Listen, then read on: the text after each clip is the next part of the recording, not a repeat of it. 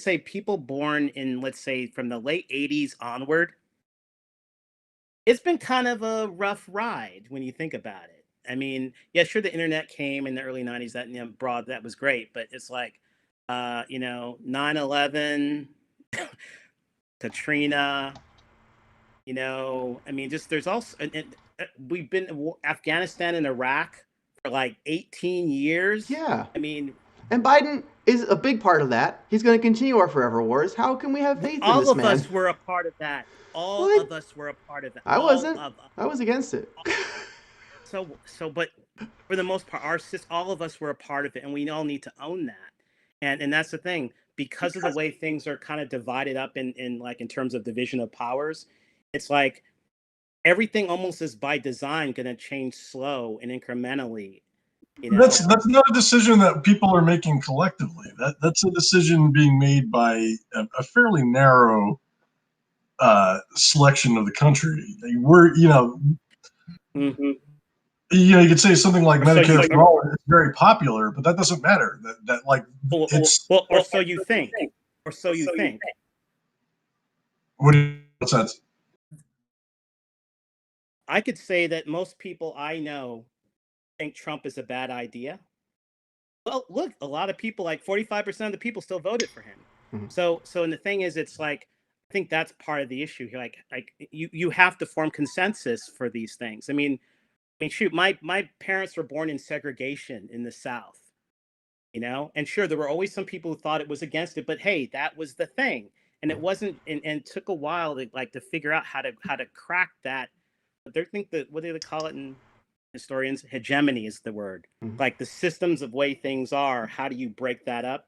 And that's kind of what's been happening, I think, the past, 20 years. And I think especially with Trump, I think Trump, like, getting to your point, I mean, I think what some of the non-racist reasons for voting for Trump was that people are tired of the hegemony that we have. It's not working. There's too much inequity, and we're all tired of it, and we don't know how to break out of it. So no, we want to pick someone who's never been elected in office before, who seems to say the right things and understand my pain. And so boom, there you go. That's how it happened, I think. Absolutely. But I mean, like there's even a middle ground between that. But I mean, we literally chose the most, like, if anyone who ran this cycle is a consummate creature of Washington, it's Biden. Like, just, he's pure, like, Reagan era, even pre-Reagan era, the conservative neoliberal Democrat, and he doesn't represent a change. He represents, like, stasis in every conceivable sense of the word, practically. No. I mean, it's like, it's almost like, this is where I mean, like late 80s.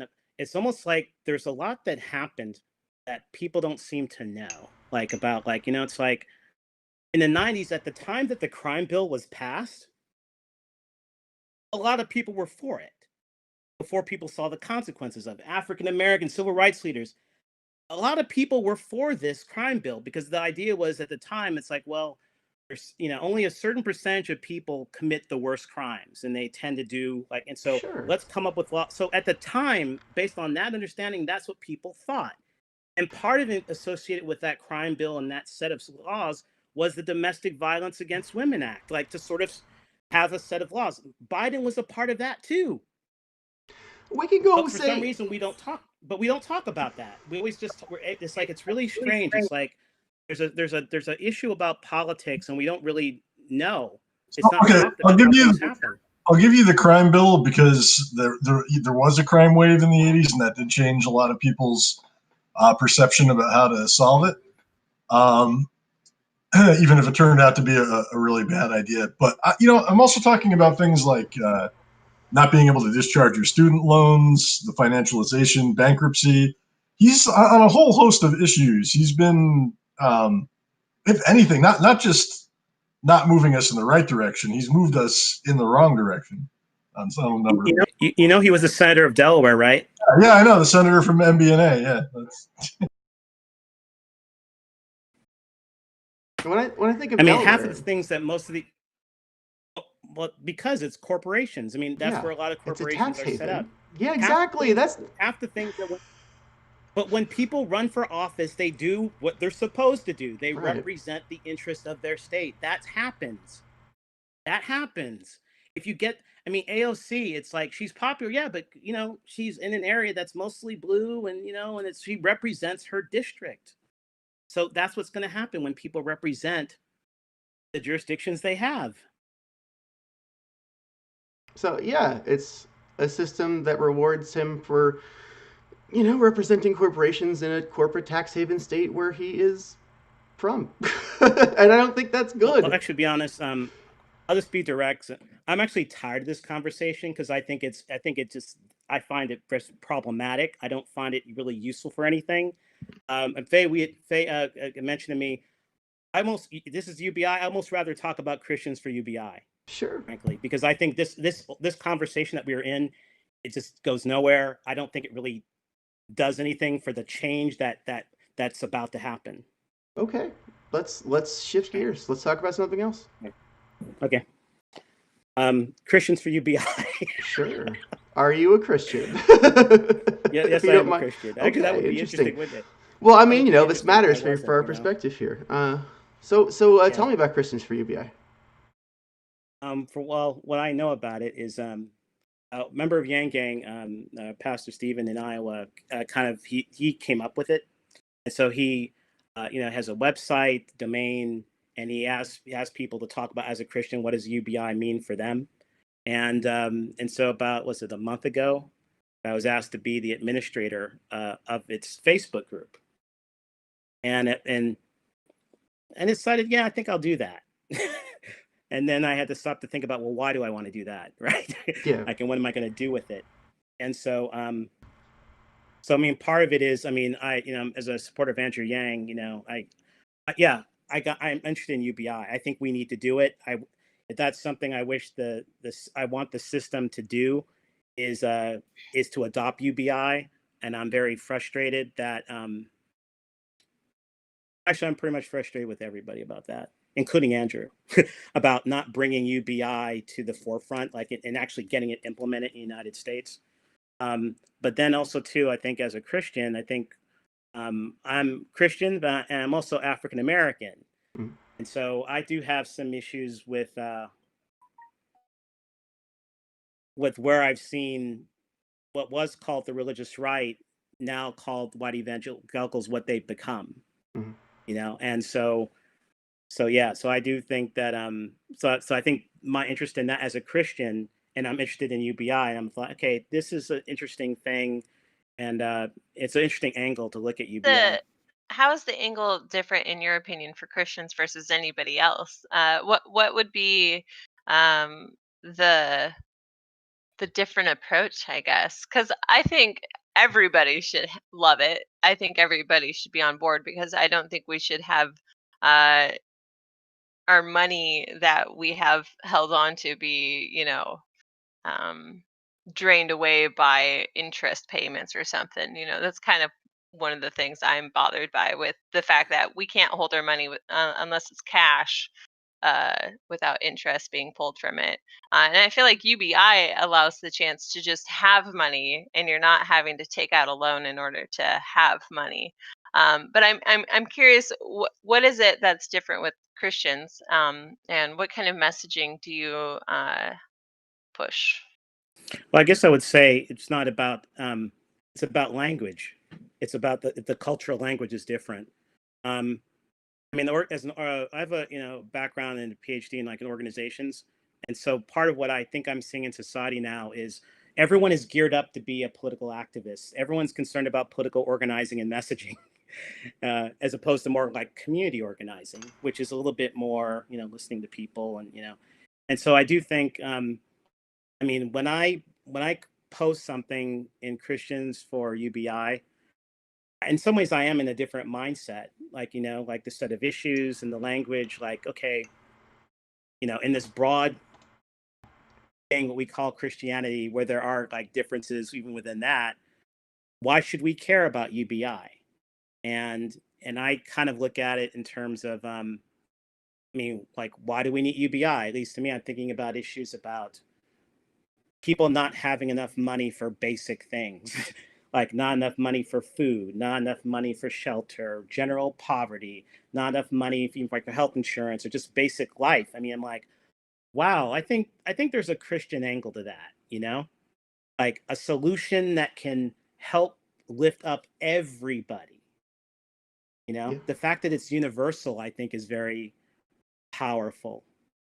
And if you notice from you guys, I mean, you've all seen this. It's like when you're trying to present UBI to someone who is more political progressive, one of the biggest things is like well, everyone doesn't need that, and it's That's like, not no, very no. Well, progressive. Yeah. Yeah, But they identify as it, progressive. Yeah. Yeah. exactly. And so it's almost like I like the sort of the equity of it. It's like every soul gets it. Isn't that nice? Um, and one thing I'm noticing as I'm finding things to post that's different is that I mean, UBI is a global movement, and sometimes I learn a lot by seeing what other people are saying. So there's a business school in France called in European Union called NCIAD, and there's a paper that just came out that talks about how could Biden implement UBI in the United States. And what I really liked about it, they crunched the numbers about like how you would pay for it, and they basically kind of came to the conclusion that okay, number one, again, everybody gets it, and not only in their model does every adult get it, actually every child gets it too, but at a lower amount that grows into adulthood, and that amount the total would be about $900. And then it was like, well, how would you pay for it? They looked into it and they were like looking at basically what they want to do was which today doesn't look very politically feasible at all, but I appreciate them putting it out there. Undoing some of the Reagan tax cuts, undoing the Trump tax cuts, and tax on the wealthy. We could pay for this. So So yeah, like Biden has been really busy. He's already set out. He knew what executive orders he wanted to immediately rescind or change and put down, and he's done a lot of that right away.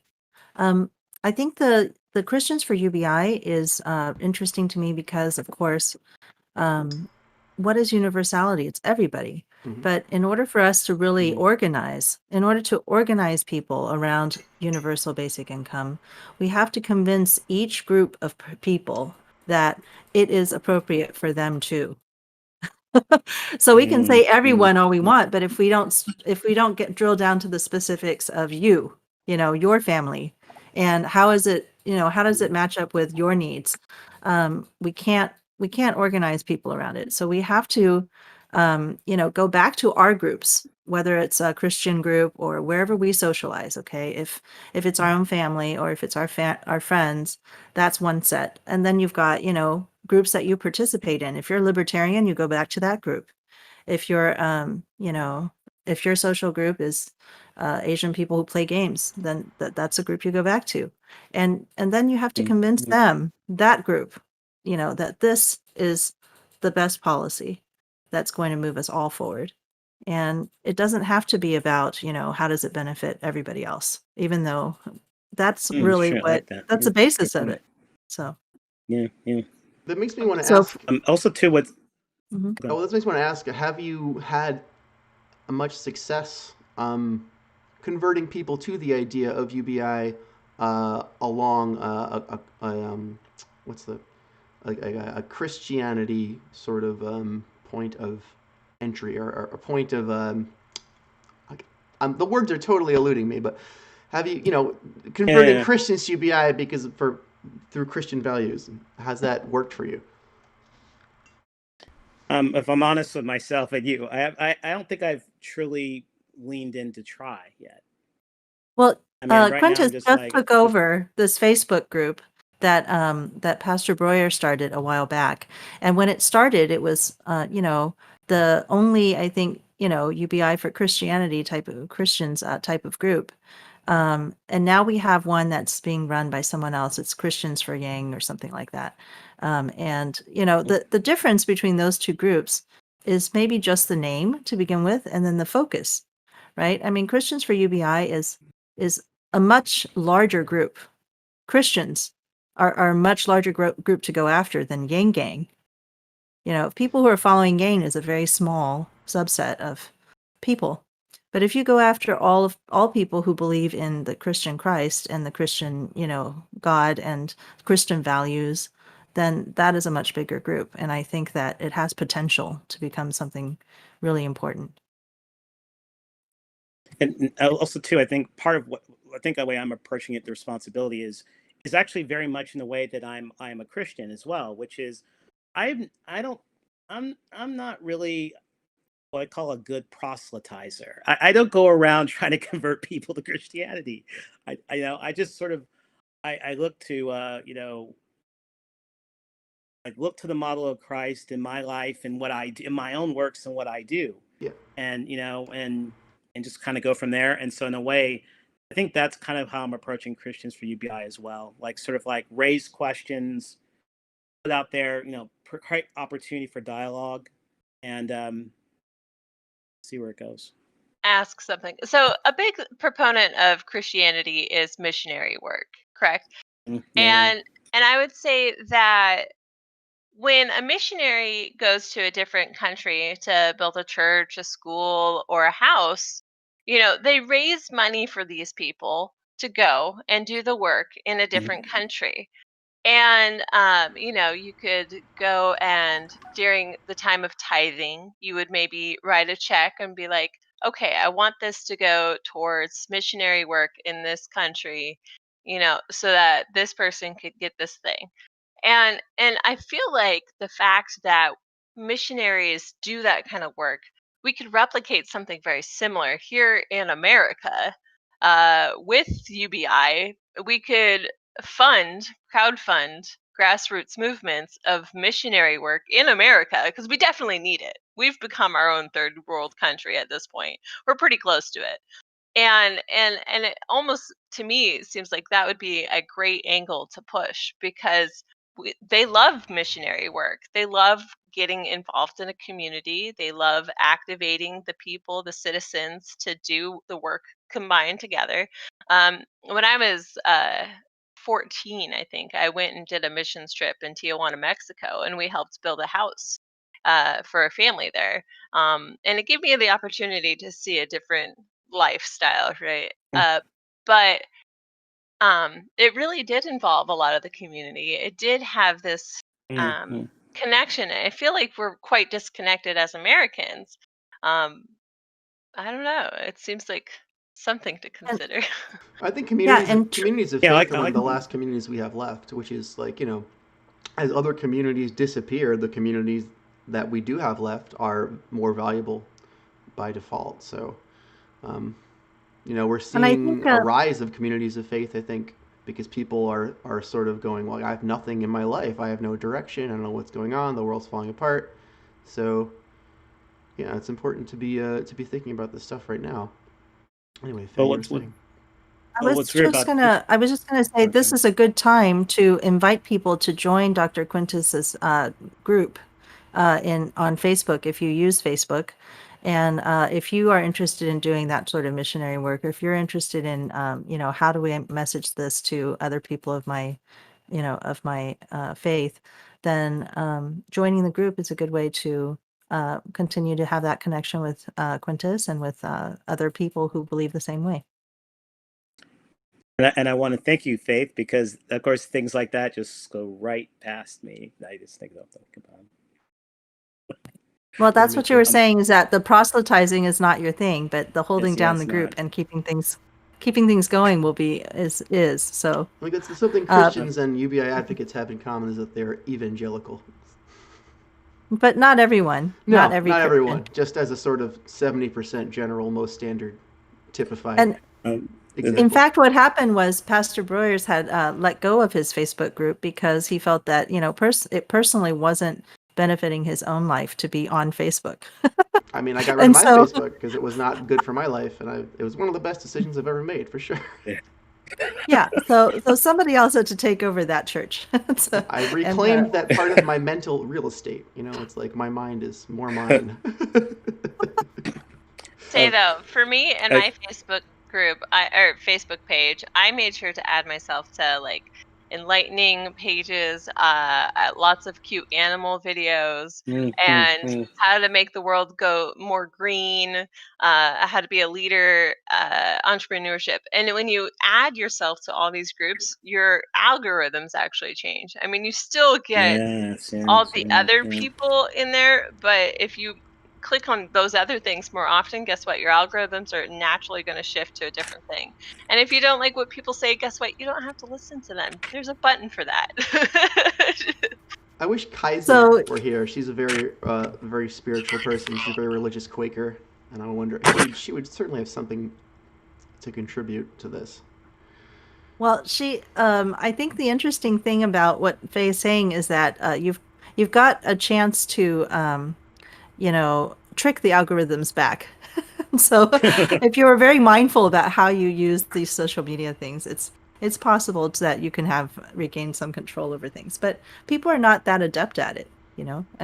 What ends up being is they don't realize that the algorithms are running them, and they just get angry.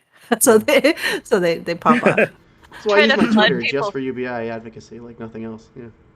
I try to flood my wall with all these things to help impact other people's algorithms, to be honest, because I want them to start clicking on these things so that it naturally gets them to change their algorithms. So by changing mine, I technically could help change other people's. Yeah. Hmm. And I try to get outside of my echo chamber. And then when people are like, who's this person? They seem interesting. I'm like, hee hee hee. I've had some Trump supporters recently add me. That was interesting. And they're all saying the same thing. They're like, Trump's a good guy. I'm like, tell me more. I'd love to hear why. He helps us get jobs. I'm like, oh, did he? Oh, tell man. me more. I don't know if Moto is here and attending, but do you want to just briefly recount the story of the Trump supporter you met at the deli like yesterday? Oh, it's funny, and it's good. There's really not too much to tell other than the fact that I think it's like one of those times where it just sort of like messes with your expectations. I was just getting a sandwich, and it's a diverse neighborhood, Korean deli guy, and Latin, Black, white area, and so a guy an older black man just starts asking me the inauguration's going on in the background, and he asked me what I think of Biden, and I'm like, well, he wasn't my choice, and I was expecting him to come out in favor of Biden because I've been sold by the media a certain expectation based around race and politics. And even though I know better on some level, I was expecting to be like, oh, well, I voted for Biden. No, he gave me almost a standard Trump supporter rundown on it. And I was just, and it was just funny. I mean, I'm not a Trump supporter and I don't particularly like Trump, but I just kind of let him go on it because I was just like, people, we have a certain narrative of who is in which camp and where and why, and I think it gets oversimplified sometimes. And he was just happy that he thought it was good for his job, his career. It's usually people who work that I found like Trump. And the other person I had recently was like, he built a wall. Yeah, it's people who work and are not connected to the institutions of power that have a connection to the Democratic Party. I think that are feel forgotten by the Democratic Party on some level. Right. And also if they feel upwardly mobile. Yeah, I'm going to try and connect this actually to Faith for a second, even though I don't proselyte, but I guess I am, maybe. It's like one of the reasons that I am an intentional Christian is that it's like, in my experience, it's like the way that a walk with God can defy my expectations. I think of how things are going to be, but they end up being different. So I have the church, my first church I belong to in New Hampshire, there are some people there who I know supported and voted for Trump. There's one person I'm thinking in particular. It's like, he politically conservative, and he thinks Trump is a great man, and even though I am personally very frustrated as a Christian in that I see Trump as a person who lies all the time about even things that don't matter, But even with that, I can still engage in some conversation with my Christian brother and be like, because I know him, I know his family, I know that he seeks to do the right thing as best he knows how, and so in a way, so whenever I talk about Trump, I actually do remember him. I still remember Ken. I think about him. So I don't get caught up in some political thing that, hey, these are he's a person, like Yes. Trump is a person, and all that stuff. At the same time, the church in New Jersey I'm a part of, it's mostly black, and most of us do not like Trump politically and all this other stuff. But our pastor will get up, Pastor Debout will get up, and she will say, let's pray for Donald Trump, our president. And she will mean it. Yeah. And so I think that to me is what faith is. And I think we need that sort of, it does, we'll call it Christian, but I think we need that kind of perspective of grace, yet understanding, yet still a sense of right and wrong. No, yeah. I mean, we've been Very been well. indoctrinated into a degree of pettiness by the news media, who are telling us to, distance ourselves from and dehumanize, other our equals, our peers who vote the other way, to not engage with them, and to direct all of our anger not to our leaders, but to the people who vote the other way, who are just our peers. And that's totally wrong. We need to empathize with them. Wherever it comes from is great. And it's always good to hear about another way that's happening. And I think that also ties in very well with, I feel like faith is sort of the opposite of cynicism. It's just having faith in each other and in human beings. And also, and that can extend to politicians. That can extend to the faith that God can work a miracle in somebody's heart who has done things that maybe you didn't agree with in the past, but over time, they're learning as much as we are as human beings. And so, maybe something we believed in our 20s, we no longer believe in our 40s, and same thing could happen again in your 60s and 80s. You're just changing, right? The world is changing and you're learning, and hopefully some of the politicians that we've been concerned about because of their past history, there's a chance that they are changing with us, and that something could be happening now, and we just want to keep pushing that change in the right direction. What's cool though Actually, is it's funny. Oh, go ahead. Go ahead. Okay. I think it's good that we're taking the time to really talk about these issues about like uh, the value systems, the viewpoints, and how we're all interconnected, trying to make the world a little bit of a better place. But we don't necessarily have the language, because as I've been traveling the United States, different regions speak differently. They have Yeah. different things that are staples to the language they have. Uh, you know, it's possible to not know what someone else is saying because you're not speaking the same language, even if it's English. Absolutely. Yeah. And I feel Um, like, yeah, go ahead. I was just going to bring about like this, like about connecting. Just before the 2016 election, I was traveling to Milwaukee. I was at a conference, Mhm. and I was there's a football game of the school where I worked, Rutgers University, and they were getting killed by Michigan, just like crushed. And there was like a couple nearby, and I was like, oh, despondent, and they jokingly despondent. And the couple there, it turns out that the guy was from he had gone to school in Michigan or something, and so we ended up having a conversation about politics for some reason. He just because he felt that we talked about sports, like joyfully and not really taking it too personally, and it was really wild. Like, because I'm pretty convinced I'm positive this guy voted for Trump. He's from Kentucky. He lived in Kentucky, business owner.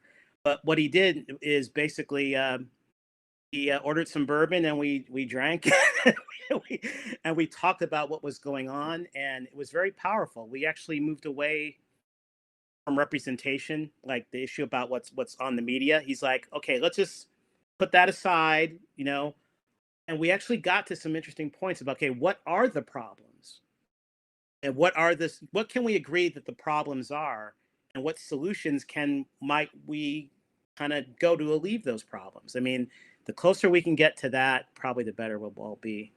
Yeah. So if Moto had continued to have a conversation with the man that in the deli, he might have found a surprising ability a human ability for us to come together on some other issue and not focus on Trump whatsoever. I talk to a lot of Trump supporters, like in general. I don't know. I mean, like for the most part, I think the stereotype you hear on TV is really doesn't really broadly apply to them. I think a lot of them they're not even necessarily against a lot of the things that I think Democrats care about, but it's just the culture war is so all-consuming now. I think that that's what most people are fighting most of the time, and it spoils down to, I think, on some level, a friend versus enemy distinction, however each side is defining that, to the point where if you even just take yourself out of the enemy box for a minute, like the demeanor changes completely. It's interesting you say that because, as I travel, one of the biggest things I see is everybody's paranoid about everybody else. They are so fearful of anybody. They don't trust anybody. You could be helping somebody out, and they're like, "Oh no, that's an issue." And I'm like, I if there's an issue, I will handle it. And if I just put myself in a bad situation, you know what? Think I can handle myself enough. I've got some practice under my belt enough. And but one of the times, okay, actually, let's just take Alabama for a second. My neighbor has a Confederate flag in their window, and I was like, "Tell me about this flag. What is the meaning behind your flag?" And he's like, "Oh, I got it with my first place, and I've had it in every place, and it's just nostalgic to them. That's it. It's just nostalgic." And I'm like, "Oh, do you know what the meaning of this flag is?" And I could not get an answer out of them, right? And it's interesting because other people that I've met in the area are kind of like weary of this flag, and they react because of it. And I'm like, but it's just for nostalgia, but you wouldn't know that unless you talk to this person. Yeah. Oh, we And know. I posted something, a recent study that YouGov did there. And I don't know, I find it pretty disturbing. It's pretty much unanimity that Americans across political borders view other Americans as the biggest problem facing America. It kind of just speaks to, I guess, what I'm talking Other about. Americans are always the problem, just not yourself. Other Americans, though. It's not the economy. I mean, the economy is pretty big, but not there. It's foreign countries. We're actually really not that concerned about foreign countries right now, and natural disasters and all that. No, it's your neighbor. And thing is, this particular individual with the flag is actually helping me quite a bit and helping me with their networks of people. But what's fascinating too is there's a lot of, I'm in Alabama, so there's a lot of divisiveness of blacks versus whites here for some reason. And I keep hearing oh, that side of town's black, this side is white, or a lot of whites left this part of the town because it's really getting crappy. And I'm just like, it's not black or white, it's poverty. It's poverty. Can you not? uh but then you listen to these people, and why things are so stressful and struggling is because they got tons of medical bills, they have to feed themselves, or they can't afford to fix their car, maybe it got repoed, and they just can't. Well, You're all suffering.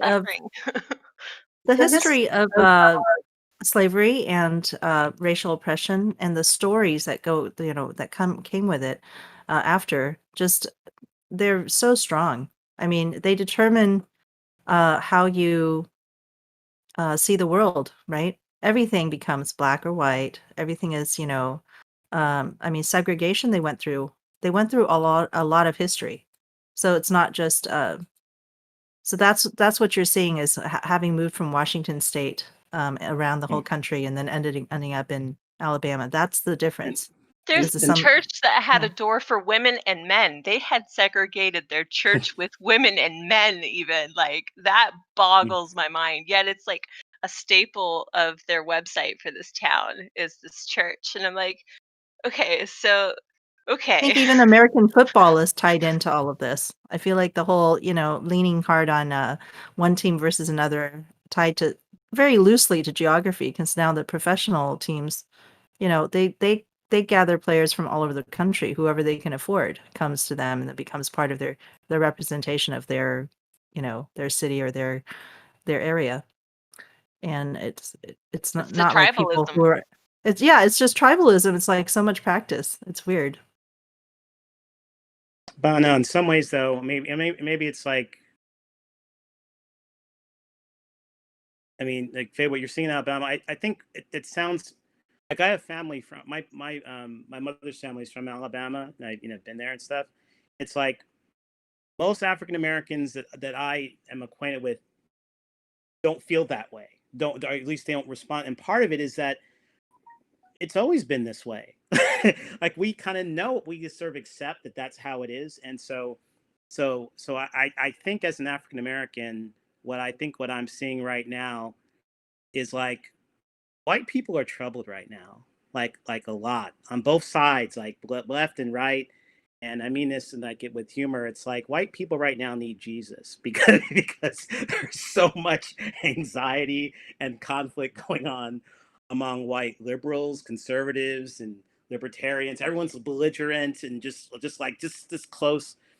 And I think as again from an African American perspective, it's sort of like I'm looking at this like some of these tensions have always been here. I think we can work it out. We just need to, kind of push to the side and, like people who are causing the problems, like I think in that sense, like there's a certain mentality from Trump that was actually promoting the problem, like creating division. So if we can just tamp down the misinformation and, and all that stuff, I mean, I think overall we'll be all right because for the most part, as Americans, we get along with each other every day. We work together, right? Yes, we work together. And but we're so disconnected from this other thing. But okay, so I have experience that I want to share.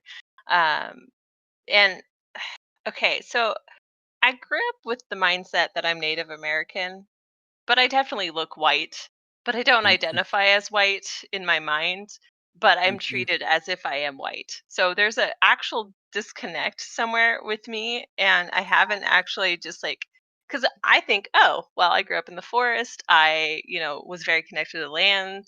Animals love me. I want to as green and as native kind of approach, but I was very disconnected from the actual rituals and culture, but I had the mindset kind of.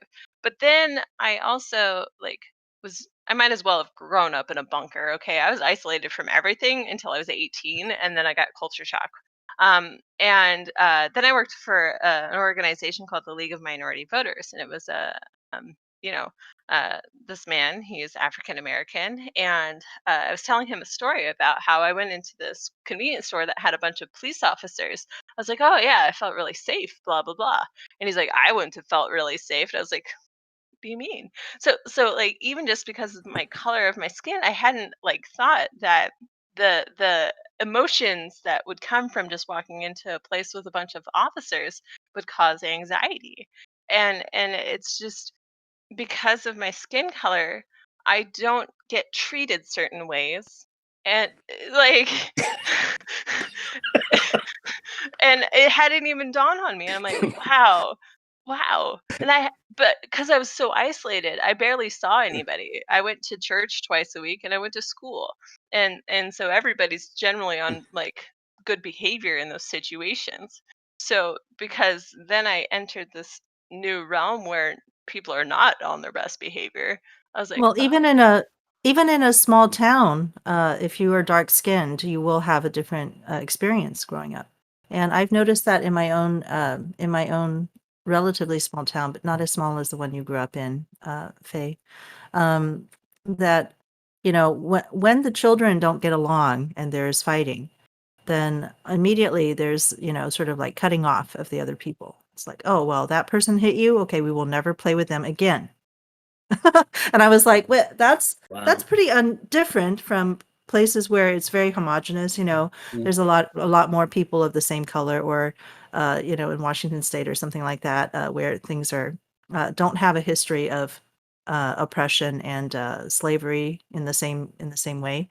Uh, you know, it's not about cutting off the other person. It's about when you're children together, you do something wrong and all the adults come together. The adults come together and teach them, okay, well, this is how you get along, or take a break, or whatever it is. You handle your feelings and then you come back together.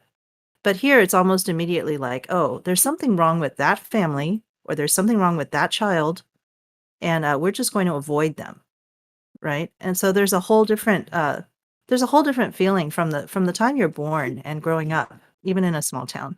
There's sort of a different way of. Have friends. I didn't even have friends. I didn't even stay over at anybody's house until I was probably in 6th grade, okay? So I really didn't know other people's behaviors outside of my own little bubble. I really was in a bubble. And If you I grew grew up up in in a town where your parents told you, oh, well, that's just a bad kid, and you shouldn't, you should just don't talk to them anymore. Just don't have anything to do with them anymore. Then the you would thing. grow up a different way, thinking about people a different way. Yeah, but like I mean, in my 8th grade class, there were 6 of us, and I had been going to the school with these people for years. That it's not like I had a ton of people to even choose from to be friends with, You and couldn't choose to be friends with a different group because they but are I just was a the few awkward children. kid. I was the awkward kid. Nobody wanted to be my friend, and so because of that, I was just like, what did I do wrong? I don't know, but yeah, I was the one they didn't hang out. Well, yeah, but I don't think anybody's parents would have told them, oh, just don't talk to Faye anymore. That's like more like a social, Yeah, just learning how to be more social as you get older. So, but so but yeah. I had to learn how to be a social butterfly because I wasn't. And I went to kindergarten with a gal and I graduated high school with her. Okay. That's how Mhm. long we know each other in this small town because I didn't move around. I didn't even have that experience.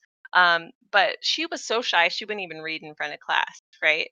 And then one day she disappears for like a year from the school. She comes back and she is the biggest social butterfly ever. And I was like, how did that happen? What just happened? And then that curiosity actually triggered me to want to become a social butterfly. I'm like, that's a learnable skill. Whatever she did, she learned that. And then I've been doing that since then. Um, but we True. don't It's even like, observe other yeah, people. yeah. So these are the things that actually form humans, right? The humans are born, and then they have to learn all of these things. They learn about the world through their experience, and the things that you learned in your life are pretty different than some of the things that the kids are being taught in my town, for example, or someplace else. And that's what we're fighting against. It's those stories that you grew up with that you think the world is made up of. And some people just never break out of it because they have never moved from Palestine. They've grown up here their whole lives. They've never seen a different way. Most places, as I've been traveling, most people have never even left their state. And I'm like, that Hmm. was me until I became fully nomadic. I like went all in, man. But I had not really left the Pacific Northwest at all. And And now you've Well, seen more we of the country. You still have another many decades ahead of you to visit a few other countries too, one of these days. So it's going to be well really in a interesting. way that's something we don't talk about in terms of like the traditional going to college, what really happens. Like we focus on, okay, the skills jobs, but it's like the idea of being dropped off at some place and you're meeting people, even if it's from the same state or whatever. It's like people who are just very different from you, from in that you normally never would have encountered before, and you're just like, okay, I have to learn how to get along with this person. you know even if they're not going to be my even best friend, it's like That's really same big. thing. I grew up in like the New York metro area, and we kind of have a tendency to think we're like the whole universe. like by Well, because you have a diverse community, so you think that is I mean, diversity. it is both diverse, but it is also very like up its own butt. So like going away to college in like the Rust Belt and essentially what like was a Midwest town was pretty eye opening for me, and I think it informed a lot of my adult politics and just Yeah. Yeah. it was a good experience to have because the dynamics there are different. You don't things you take for granted here. You can't there. I'm from the same area. Yes. I went to the same school about 4 years later, and I had the same experience. So, I went to the same school as Moto. So we both had that experience. So, I mean, there's a skill of empathy that it's going to require not just having like sort of the human skill of it, but you have to have information. You have to have input, and it's hard to get people that input when everybody's living in poverty and so focused on their own survival. Travel is not a thing, right? And watching shows about people from far away is not a thing, when you're so focused in on what's happening right now to yourself and your family. So, Well, um, have you noticed yeah. though, like how one of the other ways that people do that in America? You join the military. Yes. Yeah. Oh, there- that's there what are I was quite a few actually people gonna. doing that. Hmm. Yeah. I So was but the thing is, so it's like yeah. Go ahead, sorry. I was actually thinking about that when right before you said it, and it felt like it popped out of my head and went straight to Quintus.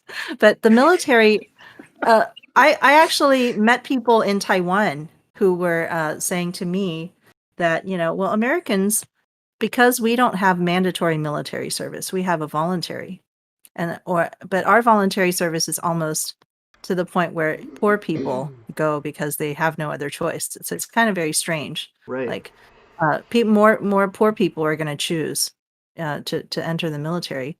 It's pretty So messed it's up. like yeah, so it becomes like where in Taiwan it's a good thing where they don't even have wars. I mean, who are they going to pick a war with? China? Mhm. Like they don't participate in any actual military action, but they have a mandatory military service. And so what do the people do there? They learn how to get along with other people, like Quintus is saying. You're forced to be in the same company with other people for the first time as a young person. And you're told what to do and you have to follow the orders, and if you don't follow the orders, everybody in the company gets punished for it. And so it becomes a thing where it's almost like empathy training. Yeah, in the Like absence of our local how to get along. communities, we need something where we can go develop social dynamism, whether it's college, the military, or maybe giving us money again so we can have local communities again and we can develop social dynamism right at home. I don't know. That maybe someday we'll get that, right? Yeah. So We used none to- of us yeah. here none of us here have actually participated in military service for the United States, right? I have not. Yeah, me neither. So it'd be It- interesting to hear from someone. Yeah. we should know, for me- get Joaquin on sometime. He could probably speak to that. Yeah, we should get Joaquin on. Our local friend who has not been on. He's not very political, so.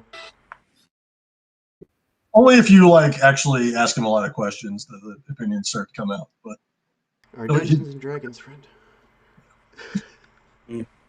Well, actually, what's funny is the military actually serves that role as well, because it's like two of my three freshman roommates were in Navy ROTC, Mhm.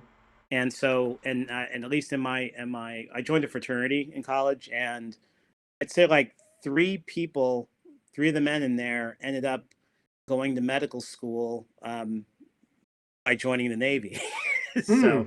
So that's the other thing too, that the military also, American military does that as well. They basically provide like economic opportunity for people and career, like just like an uplift career out of their community, meet other kinds of people, travel.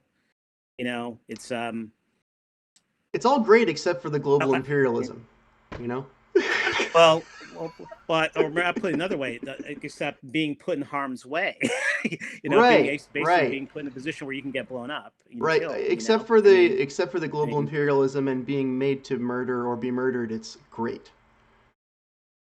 Well, also, Well- I mean, that's the thing, is that the Taiwanese person talking to me was saying that, in Taiwan, it's a good thing because everyone has to do it, right? But Right, here yeah, we have yeah. that difference. And so then it becomes a divisive rather than a cohesive It system. does, yeah.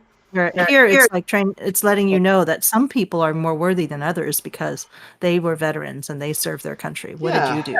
And, I'm thinking like, now yeah. of this funny commercial. I think it was for like the Norwegian military at one point, and it starts off looking like a really polished American military commercial, and with like the swelling music and like the helicopters and everything, and then they're just like, oh, okay, it's not like that, and then it just has like some guy running out in the cold with like a few other guys. It's awesome. Like, Honest Well, that's advertising. true. Yeah. Yeah, like you have to sensationalize it here and talk about the positive aspects of it to get people to join you. Yeah. Whereas in other countries, it's like you're going, so that's that. We don't have to make up a propaganda to get you in here. I think it's largely at the root of Right, our that- left-right I mean- division. You get these it's like people in poverty go into the military and they come out on the right, and then they're alienated from people on the left. And people will come to hear me say something like, "Oh, it's great, except for the murdering and the global imperialism," and think that like I hate them. They think that I hate them and think they're the problem, Well- like some regular boots on the ground soldier. I love them. I have their best interest in mind, which is why I say Yeah. these things, but they don't see it that But- way.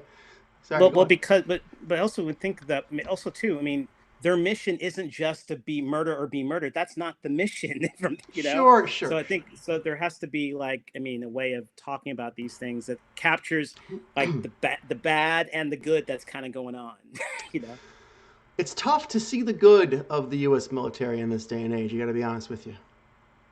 Well, I do. I mean, if there are people like what there was wasn't there like in Syria there was like there was an ethnic minority, they were all being attacked and killed. Well, someone's got to protect. I mean, sometimes I mean you need people Someone to is it defend. us? Sometimes yes. Sometimes yes. I feel Or actually or yeah. even Antifa is another example. Right? It's like there are accounts in Charlottesville of of pastors basically who were saying, they were marching along and the Proud Boys were coming to beat them up. Mhm. And who are the ones that saved those pastors from getting beaten up? Antifa came. And they did the fighting for them, And so, yeah, that's the whole thing about how do you, we're still in a world that does require violence. And so how do we, That is Well, Yeah, it's do not it- that we Huh. require violence. It's Yeah, just that's that we they're need just- to control violence, actually.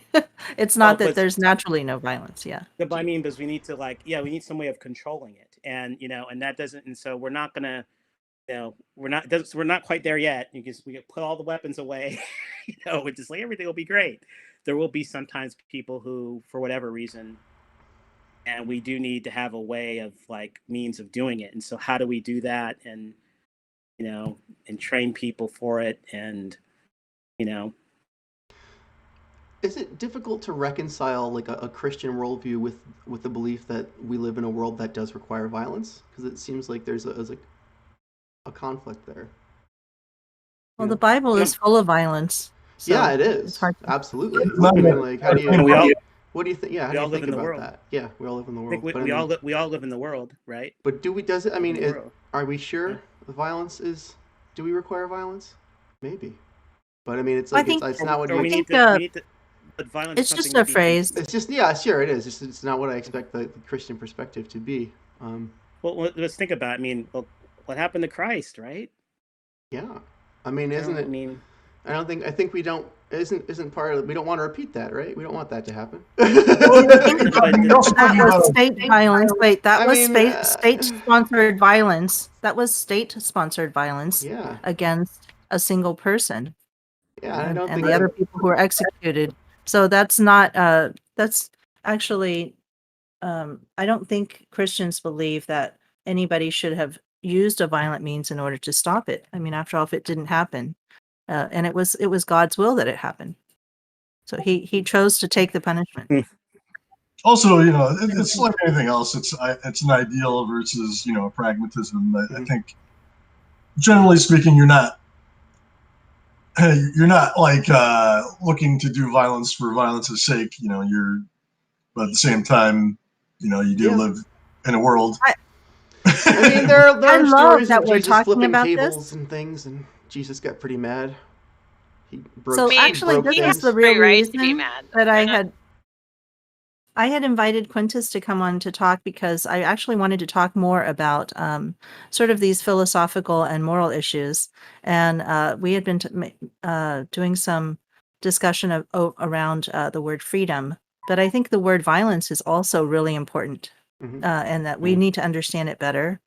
And so in terms of the definition of government is when you drill down to it, people have said, here's the real definition is you have a geographical area in which some people, the government, has cornered the legitimate use of violence. Anybody else who is going against this group or the ruling, party, then that defines what the violence is. If the ruling party says you need to do it, then that's okay. That's not violence. But if somebody else is performing that is coercing somebody else, okay, it could be coercion, it could be physical violence, Right. but basically, human beings all have free will and so forth, and that needs to be respected, unless, right, this particular government says, okay, we've already made a decision, and this is now what everybody has to do, and so everyone must follow the rule. And so that there's the monopoly of violence as a definition of government is something that I think more people need to think about. No, I Because agree with you on that yeah. thing. It's definitely something I always try to get across, especially when people are talking about sort of like removing government from certain areas of the life. It's like, all right, well, what if anything replaces it, I think is always a question, because the difference between a government and like a mafia are smaller than people want to believe in some ways. We're talking. Well, Especially sometimes the state mafia government. is Yeah. the government Yeah. in their Exactly. own little bailiwick. They form their own. Yeah. I mean, and also even in like medieval Oh. Europe, the church was sort of the government of last resort. Like there's different things that step in when you remove what we consider the typical government capacity. Yeah. So the interesting thing for me in terms of talking about this violence and thinking about it that way is then we can identify a problem where the violence in our society is growing, right? If we feel that it's growing and it's then I think that we have to blame the government for the violence, because the government is who is authorizing the level of violence in your society. If you had a good government that was functional and doing the right things, then it would be able to control, it would be able to keep that level of violence down. But when you have a situation where the violence is escalating, that means that the government is ineffectual, and it's authorizing more violence than necessary. Authorize. I mean, I think we can maybe talk about in terms of the Capitol attack as an example. Now, I mean, we're in an age where, it looks like, political violence in the United States is threatening to just really erupt all over the place. And at the end of the day, I don't think wasn't a matter of the government authorizing stuff, except if you consider, a president, a political party, and maybe through YouTube, people being like encouraged to think that that's okay. Mm-hmm. And being able to the point where there's one of I think the realtor in Texas who's got arrested, she's saying, oh, I got in trouble, I got arrested and stuff because I was protesting. I'm like, no, you weren't. If you were just protesting, that would have been cool. But you broke the law. You trespassed and you were participating in all this other stuff. And so in that sense, I'm wondering, like, how do we as a country really start to talk about accountability and consequences again? It's like if you're peacefully protesting and you break the law, you are going to get arrested, even if it's an unjust law. That's what happened to Dr. King in the civil rights movement. It can be peaceful, it can be an unjust law, but if you break the law, expect to go to jail. That's how the change happens. And so in a way, that's like almost like a very big departure from this idea that, hey, I'm going to use violence to get my way. Up in here. Okay. Let's just back up. I think we need to back up like 20 steps from like getting to the Capitol thing.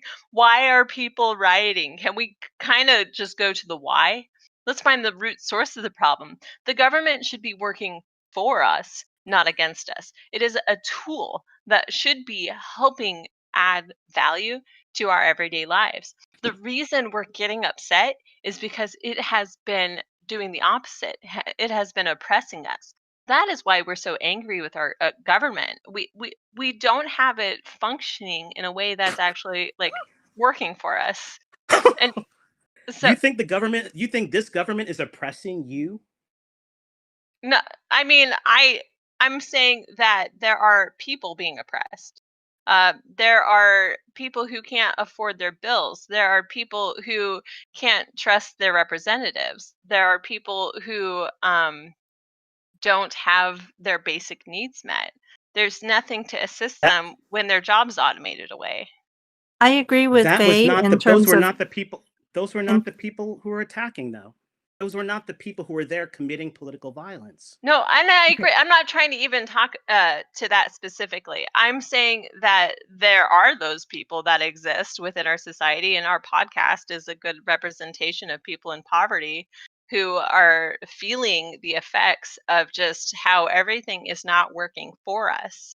And there's these cash machines that are taking all our money. And we're feeling it and we're upset. We might not even have the energy to go protest. And you know, if it was for a different reason, I think there would be a lot of other people doing the same thing if there was a different leader in charge. If uh, I want to speak to, I agree with Faye's point that the violence started way before the Capitol uprising. And in the last seconds of it, what happened was people called it a coup. And the reason is the monopoly of violence was broken by Trump. He came out and he stood in front of his supporters and said, "You should do this. You should march on our capital, on our nation, and you should behave badly." And so the people that did that um, no longer saw the United States government as the legitimate monopoly of violence. They also gravitated towards Trump, who was not acting legitimately at that moment, which is why we had a crisis. But before No, that, not just at that moment. He was doing this for months in advance, for a and some long of those time. people who came there had planned it. They came there armed. Okay, They which is came there weird for the armed. leader who's already the sitting leader to forsake his own government and decide to fight like stage a thing against itself. But the interesting thing for me is really that it started along much farther back, and I do believe that our government is producing a very high level of violence throughout the world, not only in our own country. In our own country, it's the financial system through which we do most of our violence, right? The violence itself is just like as Faye was saying, poverty. When you're impoverished, you have no choices. And so you become enslaved without even anybody lifting a gun. Nobody has to point a gun at you. You already have no choices. And so we've spread our financial system around the world, but we also use our military to that effect. And so we have escalated the level of violence in the entire in the entire world. I think if we talk about So accountability, right, to put it in the terms. Oh, sorry, Faye. I didn't know if you were done no, with I'm your done. comments. Yeah, Okay. go ahead. Mhm. Yeah, I think kind of squared a circle about what we've all been talking about, and circle back to what you said, Quintus. When we have a conversation about societal accountability, generally people want the powerful to be accountable first. And if the powerful are not accountable, then the powerless start going, well, I'm not going to be accountable either, and they start becoming disobedient. And I think that's where we are. Well, I can see that, and I mean, it's almost like it gets to, I think, something that I think I'd probably say Bernie Sanders at the point of sort of bringing up. It's like basically what we've done in our country is we've accumulated a lot of money in the military whole system. There's so much money that goes to that, while we are systematically been starving out every government role and everything else. Mm-hmm. And at what point, I mean, we will not really be able to take care of our basic needs unless we pull back from this military posture that we have. I mean, it's to the Yeah. point now where military itself will say, "We don't want this weapon system," and Congress says, "No, no, no, take it because we want to look strong to our constituents." And I'm just like, "Oh gosh." I mean, And there's a if we don't do, yeah, I was just to add that then there's a whole array of contracting businesses and whatnot that depend on it for essentially stimulus.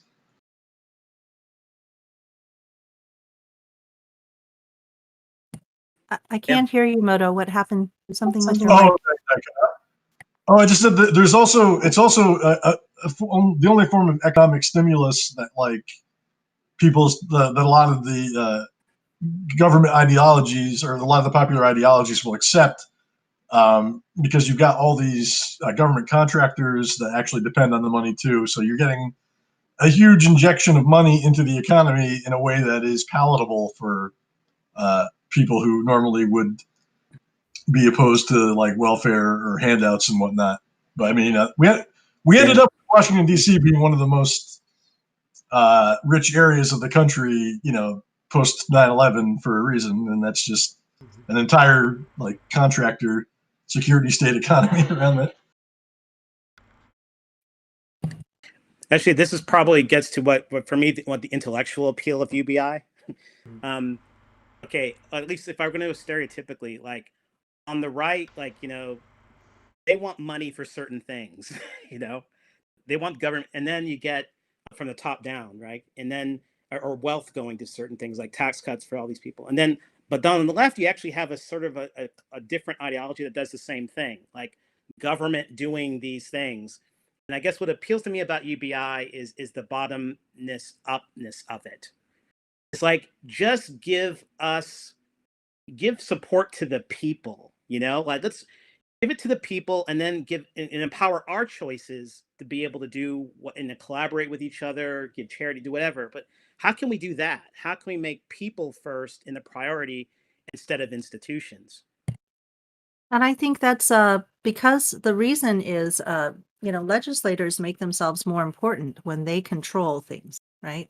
They're the brain of the corporation that is United States. They're the brain, and they think of all the right things, and they direct you. And of course, the brain is important. But the problem is then you have to do this yoga. You have to get all of the cells of the body enough to sustain them too. And you can't know. The brain doesn't know what this cell needs in my bone marrow. The brain just doesn't have that connection. We don't have a way of speaking up to the top. And so individually, each of the cells still has to live and perform all of their vital functions, and they don't have a way of actually passing that information up. I need more space. I need more energy to do something. So I think that's the problem, is that we have a disconnect between the rulers trying to make decisions for everybody, and then we've got everybody just trying to survive, and that's been considered somehow like antagonistic, when actually they have to move forward together. So if for the individuals to be all doing well means that the body politic is going to do well too, and it shouldn't be like one against the other. But it also could be that is it really the government, or is it just simply the moneyed interest, right? Because there are plenty of people who are not in government, like whether it's like they're just a billionaire over here, or let's say they're a media personality like Rush Limbaugh or something. It's like there are people out there who are invested in the ways of making money in this society, and so it's like, how do you break that up? I mean, the reason why slavery lasted as long as it did in the United States is the economy. There was too much money in it. People wouldn't want to. They wouldn't want to let it go because of the money Mhm. that was involved, and that slavery economy reached into every fabric of society. It wasn't just like the slave owners, but it was the banking institutions, it was the shipping, it was like, and then into government, it wasn't everywhere, but it really was this economic concentration in how the economy, how money was concentrated in the society. Yeah, so each individual is going to be fighting for themselves. And so that's why Trump will say, well, It's not the billionaires' fault if they make money because, look, this is the system we have. And of course, these are the people who are successful if they're running the system the way that it was built to run, right? They are they're taking their just due for doing what they're supposed to do, each of them. You can't blame them for behaving badly or tell them to give their money back, right? And so there's that but so that in that sense, yeah, it is the government, and the government doesn't represent all of us if some of us never have a voice in it, and only the moneyed interests do. And that's where, that's when anarchy will rise up against that, and people will become disobedient and say, okay, I can't even survive now in the system. The Okay, system doesn't represent me. but if Mhm. you think about like gaming, let's talk about that. If you're playing a game where somebody is like super beating you and squashing you, it's no longer fun for the rest of the people. And that's essentially what's happened is we're all playing a game and it's no longer fun for everybody. And we're all kind of just like, can we just play a new game yet? Like I'm so sick and tired of this the rules, like it's not um I don't enjoy this, but we're stuck in it because we've like created all these systems around it and we've created all this like uh I don't know, we've given the ability of what munchkinry is that what they call it? But like godlike munchkinry and then what we just have to keep playing. But Well, yeah, how do you get away from that?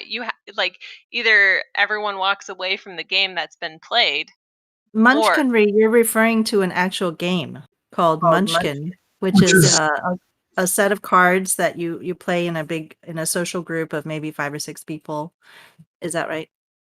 I mean, it's also a term of just being, I forget the actual A power definition, but gamer, it's a min-maxer, someone who just seeks to make the most dominant, powerful build of a yes. character or pre-game setup to sort of eliminate all the fun of the game. Just what we really have is a lack of investment in the game itself. I mean, if Monopoly is not the best game in the world, but imagine playing it where one player gets to start off with like $20,000, everybody else starts off with like 100, and you're just like, why would you?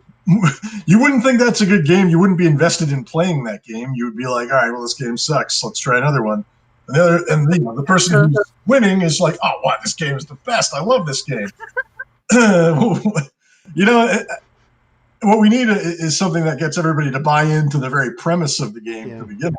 like a basic Well, so we income. have to actually work on the game itself, and Yeah, that's when we're talking about let's work on the government, let's work on the money system, and get things where people want to participate again, and that's what gives your government the legitimacy when people really feel invested in what it does, and that we're willing to, put up with decisions that don't always benefit us in order to have the peace and quiet that good governance brings.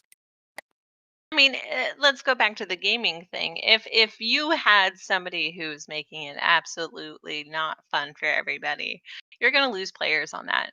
They're not going to invest in that anymore. They're going to look for something else because they're no longer enjoying it. And I think that's kind of what's happened with our society is people are no longer enjoying it. They're looking for a different game to play, universal basic income, and that seems more appealing to a larger mass of people. But we have so many systems in place. It's just like being married to an abuser, and you can't afford your divorce, and then And you're also that brought us right back to freedom, which is how this conversation got started.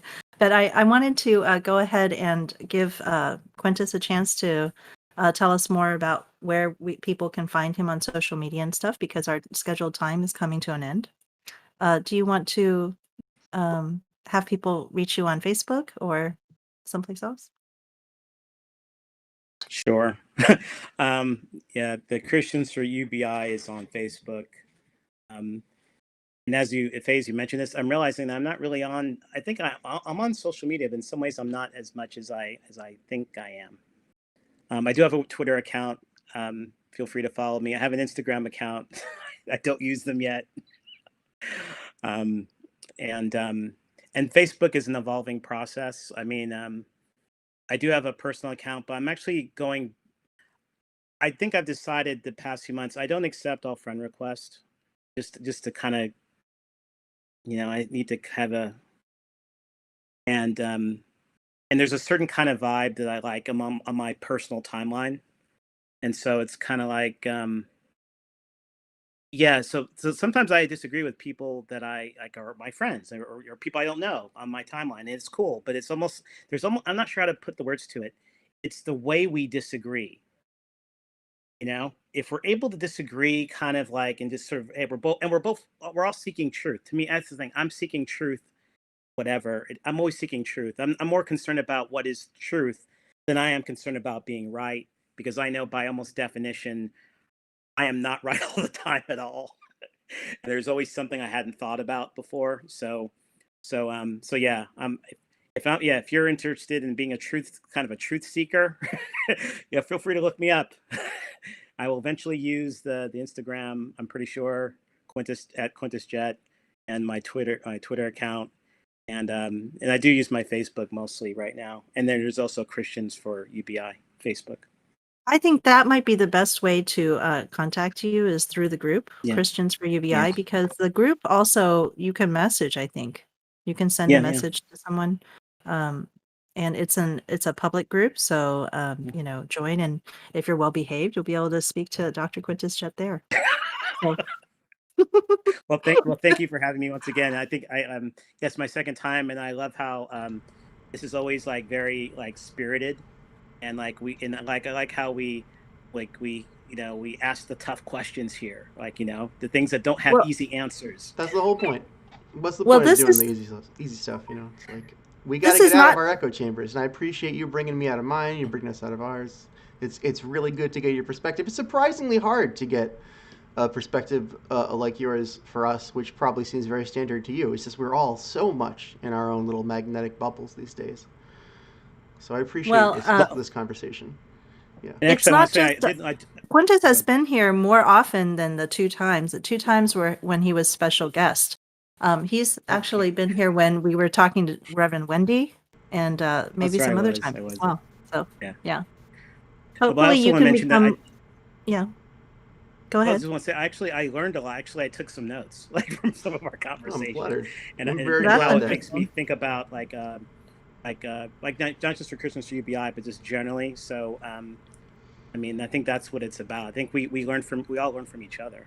Yeah, I want to penetrate the sort of spheres of privacy in our private small communities and worlds because we're not knowing each other anymore, and that's really the problem. Mm-hmm. Yeah. So Well, yeah, the great thing about having Quintus here is that we can always uh, we can always use a different voice, and one that is more I think that comes from a different place than the rest of us, and we need as many people as we can to sort of give us these different perspectives. And I want to invite you to come back by coming into our schedule on Thursdays, and if you see somebody that we're speaking with this weekend, um, go ahead and just click in whenever you feel like it. We invite everybody to come back, and especially Quintus. well, thank you. All right. Let's also have Faye go ahead and do your closing. I'm Faye. My Twitch, Twitter, and TikTok handle is Tisdoney, Tisdoney. I have a GoFundMe going on right now, gofundme.com/Synthacopia, Synthecopia. Essentially, I am going on tour across the United States to do a lot of activism work. I am also going to participate in Rebirthing Man Festival on February 12th through 15th in the Harquahala Mountains in Arizona. I know I'm in Alabama. Road trips, yay! Essentially, it's probably going to be like 3 of us. That's okay.